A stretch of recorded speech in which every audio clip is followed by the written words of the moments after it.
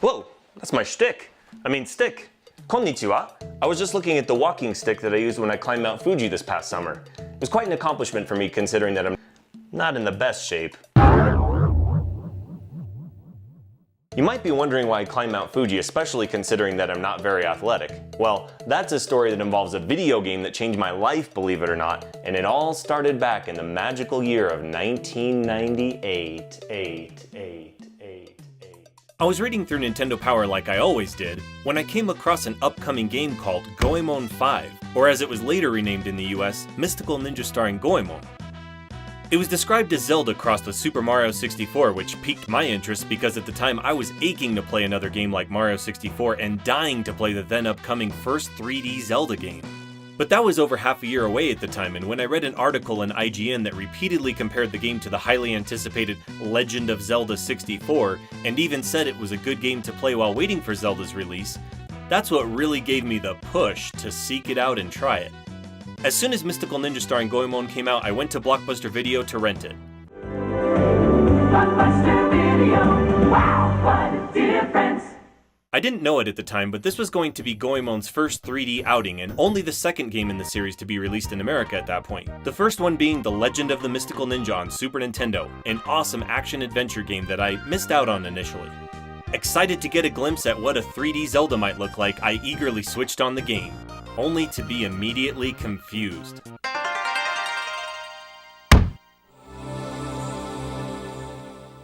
What is this? Did they accidentally give me a Japanese copy of the game at Blockbuster? It's worth noting that at this point in my life, despite a short-lived fascination with Japanese culture in 3rd grade, and being a big fan of video games since kindergarten, I may not have been acutely aware that most of the games I love, like Mario and Zelda, were in fact Japanese. Unlike older Japanese games that received the Western treatment in order to make them more palatable to Western tastes, it immediately became obvious how unabashedly Japanese this game truly was.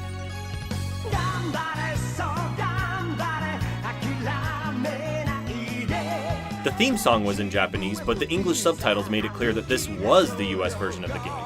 The theme song was extremely catchy, and the intro immediately blew me away. Initially, I was uncertain about the game because of the lack of English text and audio that I was used to, but I was intrigued and ready to give the game a chance. And then I saw the intro, which reveals the uncommon storyline. Our unlikely heroes Goemon and Ebisumaru are unsurprisingly unwelcomed from an unaffordable restaurant when Ebisumaru undresses in an unappetizing attempt to negotiate an unrealistic discount when unexpectedly, an unimaginably large unidentified flying peach unleashes an unearthly beam that unthinkably transforms Oedo Castle into an un-Japanese European castle. Unbelievable. Unfazed by this unpleasant turn of events, our heroes rush home to unencumber themselves of Ebisumaru's unsuitable attire, and I became unusually intrigued to explore the unknown. Until I tried to leave the uninhabited room and was, not able? I'm ashamed to admit it, but I probably spent an embarrassing 15 minutes or so running around the room trying to interact with objects and jump onto the platform above, and continued to do so until I got frustrated and finally accidentally jumped into what I thought was a wall, but turned out to be a sliding shoji door. It sounds corny, but at that moment I opened up not only the world of Mystical Ninja, but I also opened up my mind to learn about a culture that I knew very little about at that point in my life. Finally outside of Goemon's house, I was immediately immersed in feudal Japan. Inside castle walls, surrounded by people wearing kimono and old golden coins then known as ryo before the yen. I was intrigued, but still skeptical. At the time, I wasn't a big fan of walking around towns talking to people for information, but running around the world, it felt a lot like Mario 64, though the town exploration and conversing with NPCs made it clear that this was more of an action-adventure game akin to Zelda.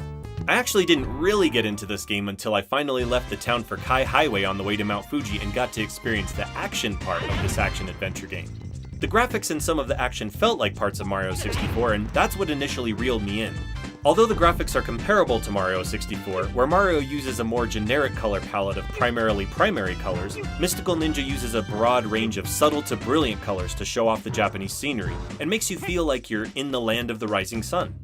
Vibrant sunsets, gorgeous cherry blossom trees, ancient shrines, temples, and famous Japanese landmarks immerse you in a cartoonish fictional version of Edo period Japan.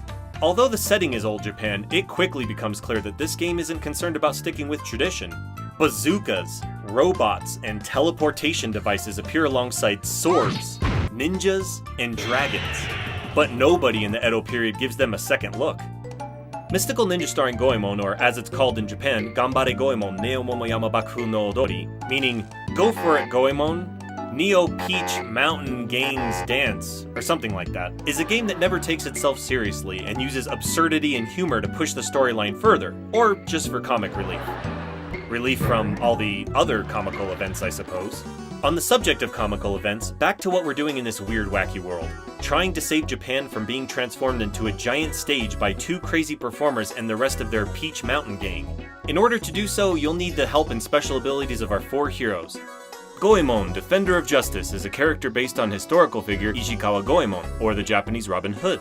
Faithful sidekick Ebisumaru, based on Konami's lead producer of the Gambare Goemon series, Etsunobu Ebisu. Secret Agent Ninja Yae, and Mechanical Ninja Sasuke, based on the fictional ninja character of Japanese folklore Sarutobi Sasuke.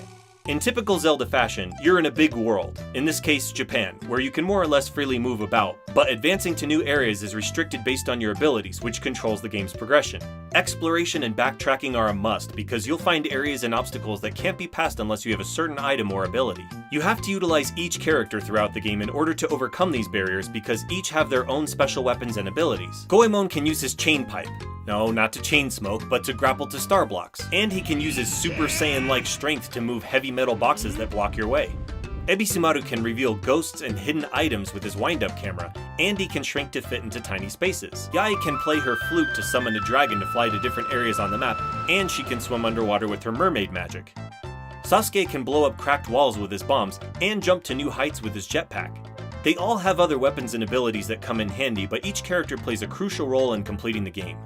They all have their own style, and the way they move really brings out their personality. Case in point, Ebisumaru in particular has an interesting way of running. As if anyone actually runs like that. Hey Eric, can you come over here real quick? Are we doing a Ebisumaru impression, or? I think we got it. Huh?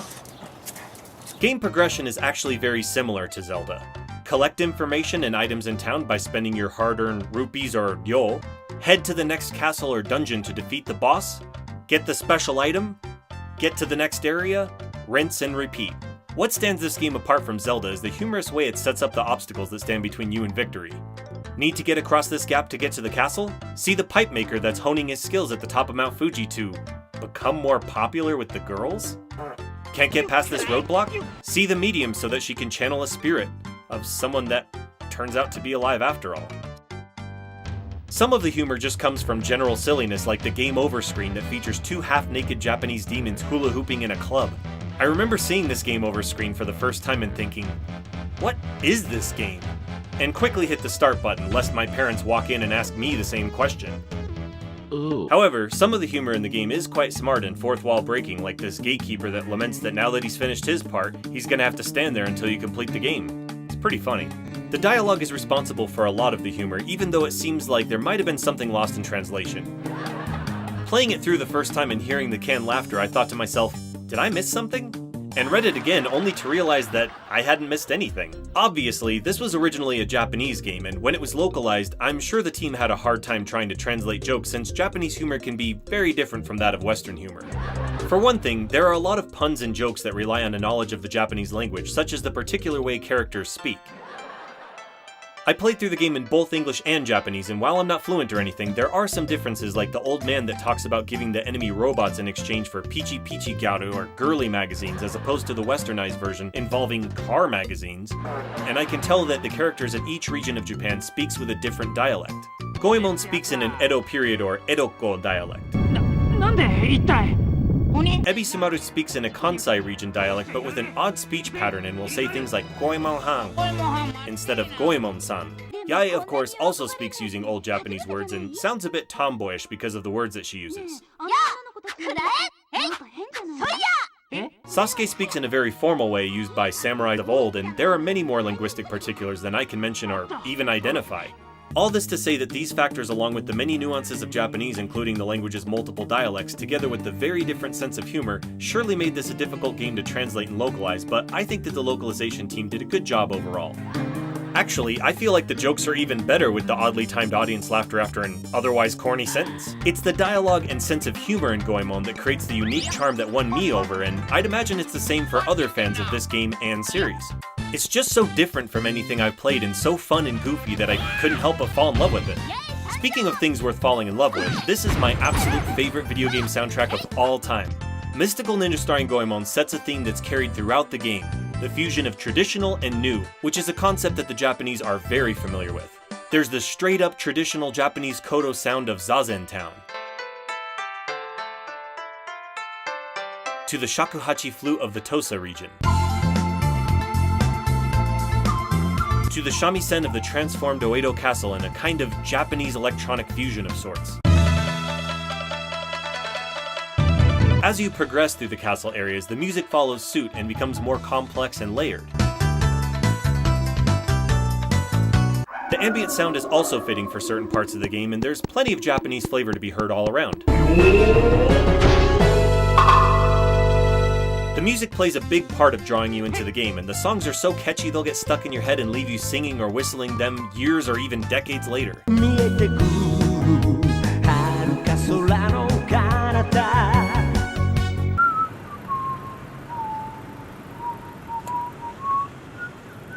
The music, combined with the graphics and goofy mood of the game, creates a cohesive world that feels fully realized in its own cutesy, cartoonish way.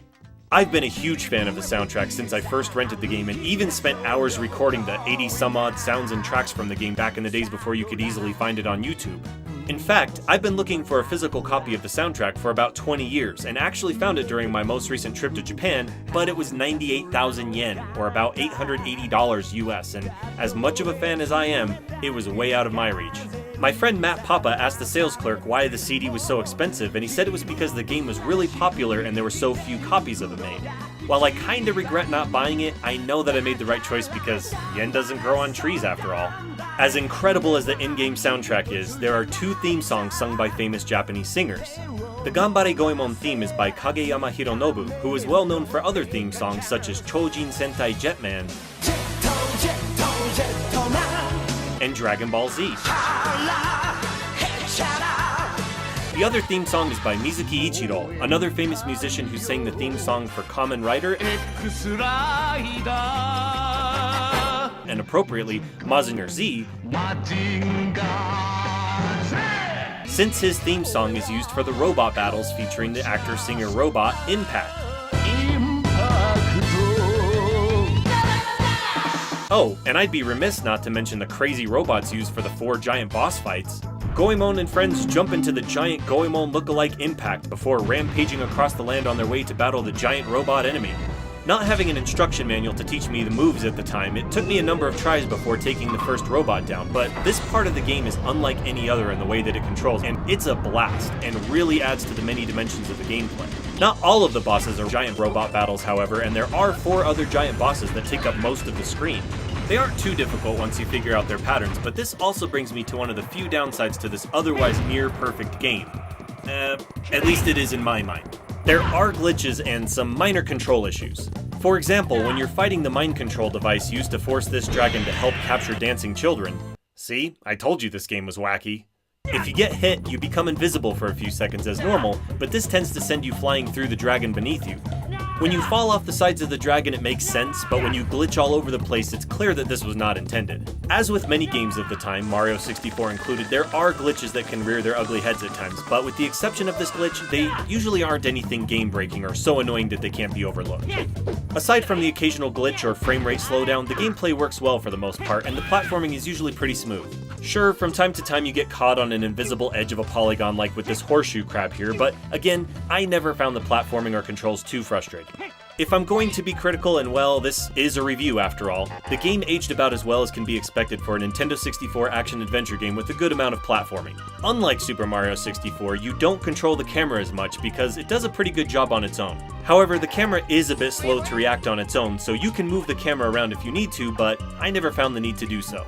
Keeping in mind that I am a super fanboy and this is my favorite game, that's me giving as much criticism as I can possibly muster. For me, fun is the point of playing a video game, and I've had more fun playing this game than any other. The action is awesome, and breaking a robot to smithereens with a well-timed hit with your pipe or blade is extremely satisfying. The gameplay and controls feel good and on par with Mario 64, and there's some really fun and creative platforming throughout. The action is broken up with several mini-games, which keeps things fresh, and the level design is very clever. For instance, in the first castle, you can see sections of the boss's body floor by floor. You think it's just a statue until you come to the top floor and you have to fight the giant head. The challenge hits the sweet spot for me, never being too hard or too easy and keeping your interest the whole time by balancing action with adventure and discovery. Some puzzles and mysteries aren't easy to figure out on your own, but by talking to everyone in the towns or by tossing some ryo at the fortune teller, you can get through without the need for a guide. However, sometimes you just have to venture off on your own to find certain items such as the Maneki Neko or Lucky Cat fortune dolls that increase your life bar similarly to the heart containers in Zelda. Silver fortune dolls count for a quarter heart and gold fortune dolls a full container. They're hidden high and low and require a good amount of exploring in order to find them, but if you do find them all, you're rewarded not only with the full life bar, but also a boss rush endurance mode which adds to the game's replayability. The size of the world in Goemon is not quite on par with some of the games of that time and definitely not as big as Zelda, but it feels big enough and, as I mentioned before, you have to do a decent amount of backtracking in order to progress. For example, to get past this roadblock towards the end of the game, you have to make a second trip to the top of Mount Fuji to get your weapons upgraded. For me, climbing Mount Fuji was one of the most memorable parts of the game and inspired me to climb Mount Fuji someday. Which actually happened this past summer when Brandon, my coworker Brandon, and I attempted to climb Mount Fuji ourselves. We're gonna climb Mount Fuji. Just to prove I'm into, serious things in Japanese culture, not just mystical ninja starring Goemon. We're climbing it. It's hard. What could be more Japan? It certainly wasn't easy, and despite our efforts to see the sunrise at the top of Mount Fuji at 4:30 in the morning, we were greeted with thick clouds that prevented the sun from getting through. We weren't hit with boulders or anything, but the extremely strong winds did end up pelting us with pebbles and rocks. It took us about 10 hours total to climb and descend the mountain, which is about how long it takes to beat Mystical Ninja Starring Goemon, actually. It was pretty difficult, and we didn't get to see the sunrise, but for the experience, I think it was worth it. What is worth it, though, is playing this game from start to finish, because from the opening to the ending, it will keep you perplexed, entertained, smiling, wondering, wandering, and laughing. I know this because it has done all these things for me, but not only that, through this game I learned about Japanese culture like saisen, or throwing money to the gods, shodo, or Japanese calligraphy, nihongo, or the Japanese language, washoku, or Japanese cuisine, Nihon Kenshiku, or Japanese architecture, ukiyo-e, or Japanese woodblock print art, Japanese humor, Japanese music, Japanese geography, Japanese history, and mythology. I can say without any pretense that this game did in fact change my life for the better, and opened up my mind to an entirely different culture that I may have missed out on had I not picked up this game nearly 20 years ago. So that's the story of how a video game got me to the top of Mount Fuji.